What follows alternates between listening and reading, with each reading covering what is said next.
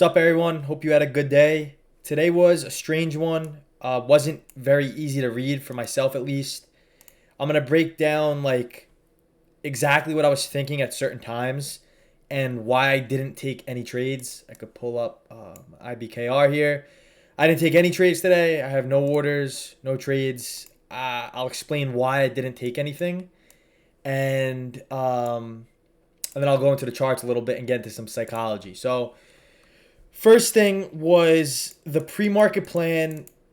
It's very hard for me to be bullish. I'll first go over the S&P, and then I'll get into some other equities like Tesla and Apple. But we had a 4-hour supply zone from this drop, very large upper wick base, and then another drop. This was questionable to me. However, on Friday, we hit this 4-hour supply zone pretty well, and we rejected. And it was a very key zone because of the close and because of Friday's action when we sold off from it. So now going into the overnight session, we had a strong rally into it. And I wouldn't consider this a bias. I would just consider it trading on what I'm comfortable with. And it was very difficult for me to be long biased today, especially inside of this resistance and especially with the NASDAQ also inside of supply. So really the plan, a couple things that I missed. I'm going to get into, I missed clean setups, and that goes to show you that sometimes I miss things, but maybe some of you picked up on it and actually brought it to my attention. So what I was really watching for was a move out of this 4-hour supply zone. We've been uptrending. So uptrend rules apply. This is very key. In uptrends, we've seen it the past 2 weeks or so where every move inside of supply has been getting met with some type of reaction, whether it be a quick move or whether it be, a decent sized move, but every single dip has been getting bought up. Me and Dylan have been saying it. If you do play puts out of supply, you have to make sure it's a quick move and do not expect a major trend or a major sell-off from it. It's possible, but from a probability standpoint, I think it's a little bit of a lower probability of a trade.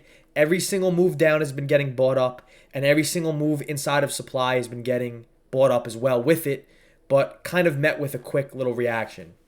So with that in mind, for me to play the downside today, it could have worked at supply, but I wanted to see a break below through demand, indicating that one, sellers are strong at supply, and if we could come down and validate demand and be met with some more selling pressure, then I would be open to playing more of a downside position because now we have key demand zones not really being respected, where the past 2 weeks they were respected very well. It's more of market context and seeing a different reaction in the market, then we're going to get a different result.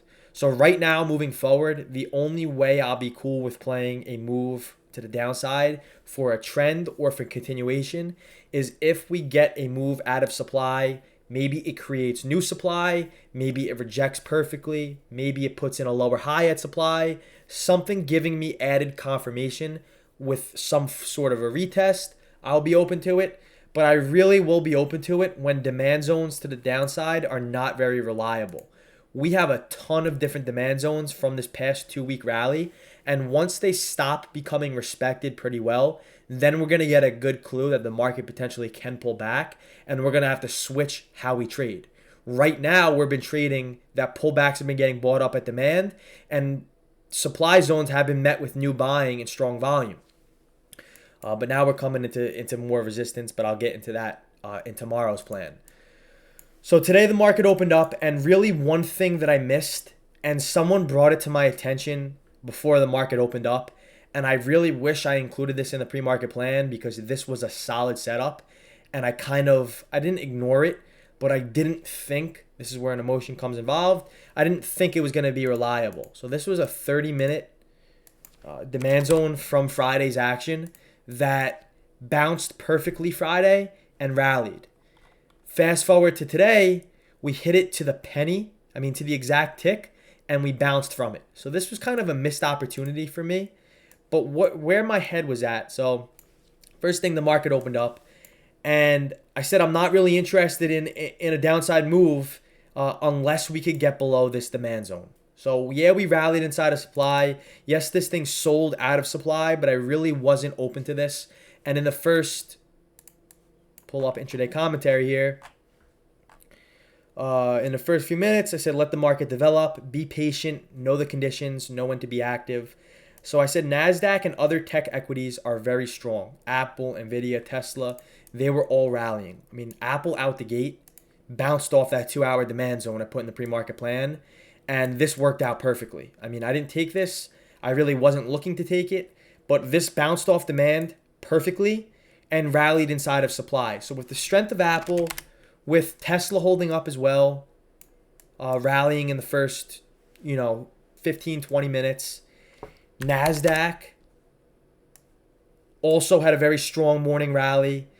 I really wasn't open to playing the S&P short because of the underlying context.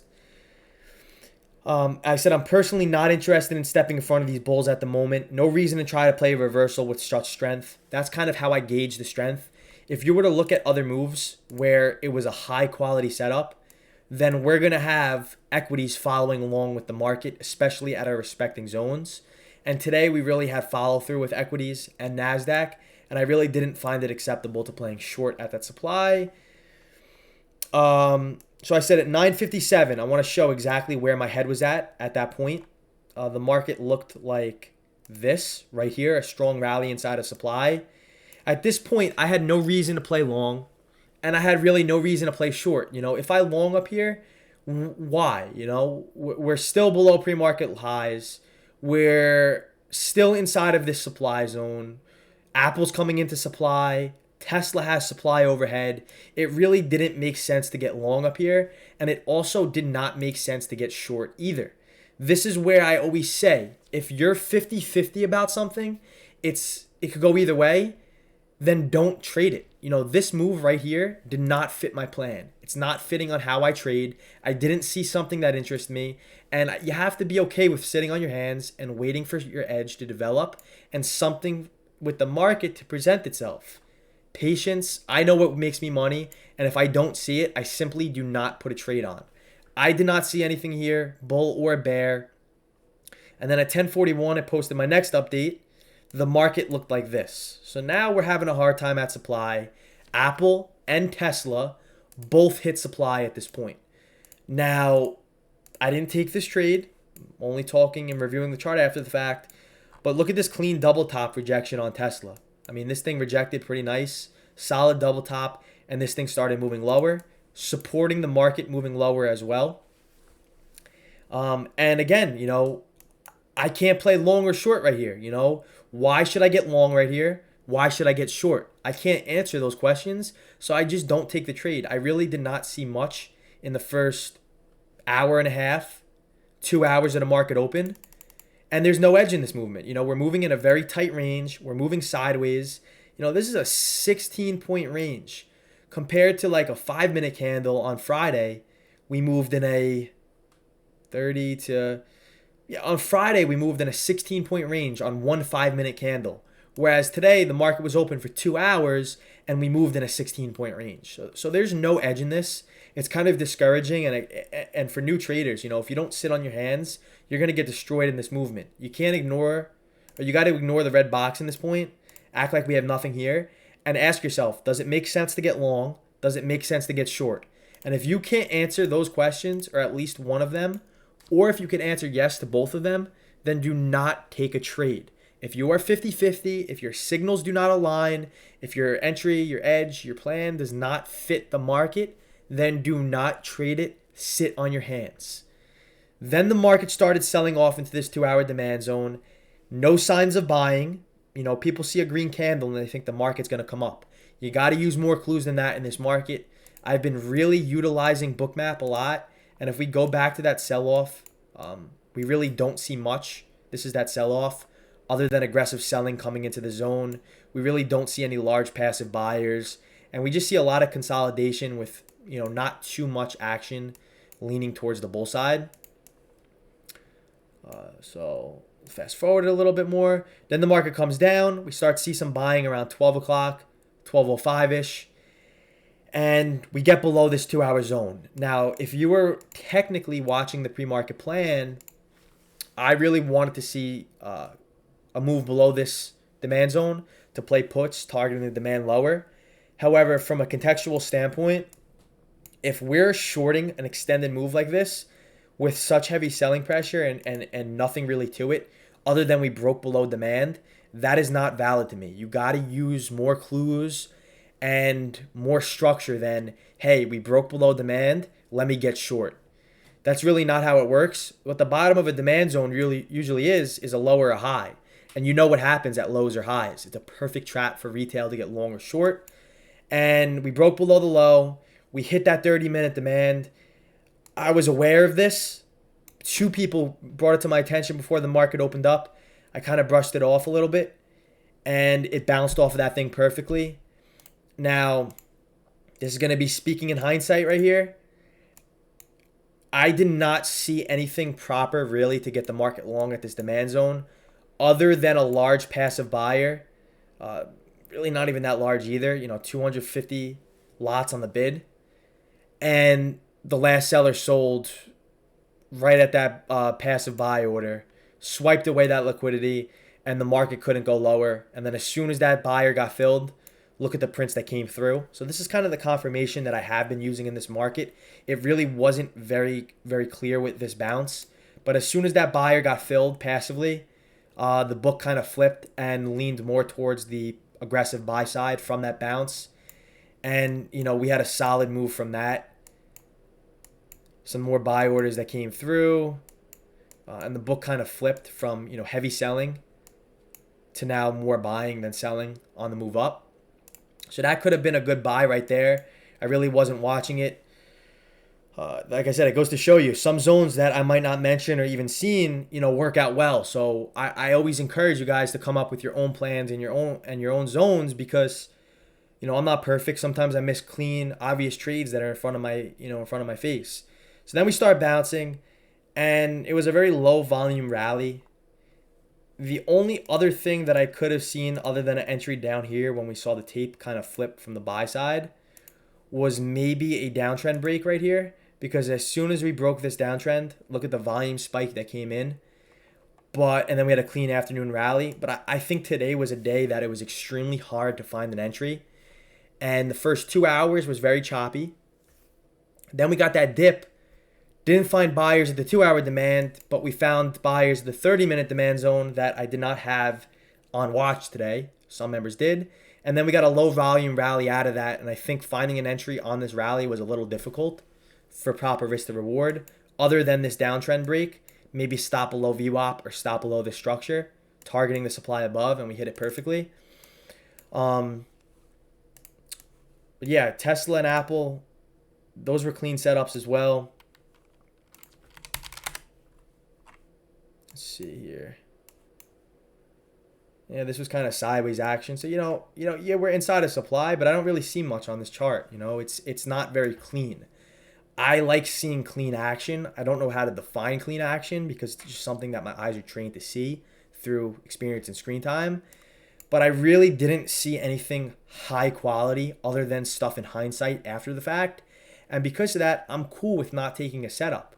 You guys have to be cool with that. I see a lot of traders taking setups that are completely forced. And I hate to see that because when I first started trading, I would have an itch to trade. I would want to, be actively present in the market. I see it moving.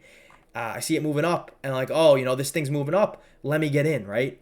If it doesn't fit how I trade and what I know works for me the best, then I just simply don't trade it. I look at everything else to be a gamble. I think at everything else to be just kind of like throwing my money out there where the odds aren't in my favor. So I rather avoid it. And that's pretty much it, I don't really see an edge in this movement. And then I walked away. I when the market's dead like this and I don't see much of interest, I just don't want to trade it. I don't want to force something because I know my emotions go through the roof. Seeing other people make money, I have FOMO saying, oh, this thing bounced off demand. I didn't really get a clean confirmation signal. Maybe I should have taken it, seeing how much it's up. So it's a lot of conflicting mixed signals that go through your head that we put on ourselves. The market doesn't do it to us. We put it on ourselves. So I'm cool with Not taking a trade, you guys have to be as well. Be in this for the process. Don't be in it to make money every single day because that's just how you will lose. Believe me. Very difficult day, in my opinion, to trade. Others are going to disagree. Like I said earlier, I could really only explain how I trade and what I see and why I see it. And I think other than this bounce at demand, I think it was a very difficult day to find an entry. Let me go through what you guys want me to talk about. Oh, yeah, that's another thing, too. There was a 30-minute zone from pre-market highs that hit pretty nicely right here. And that morning rally got shut down perfectly into that. So that could have been another good one as well. Strong buying into that and then immediate sell-off, put in a lower high. That could have been nice. So there's zones that form throughout the day that we can't see before the market opens. So draw things as they develop intraday.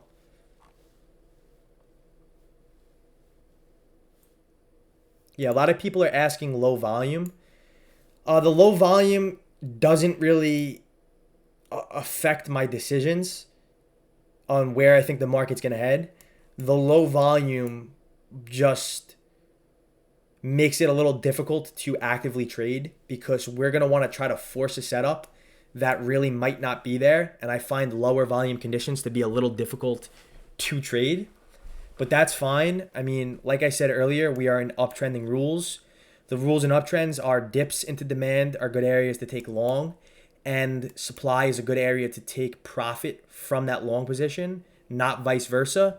The only way I will flip biases, like I said earlier, I'll make a post about this, is if supply forms at supply, we sell off from supply, maybe I missed that move, but it's okay to scalp a move off of supply. And then we get a retest in the form of a lower high. And once we start breaking below key demand zones and the buyers are not buying at demand, that's when I'll start flipping a little bit and being less inclined to playing uptrend rules. But the low volume really doesn't affect my context. It kind of just affects my decision intraday because the volume was extremely low in the first 2 hours, and that was very difficult. I saw a lot of people forcing setups that just weren't there. So use today's lessons, journal it, review it, and a day like today, a perfect example of low volume conditions that you should avoid in the first 2 hours.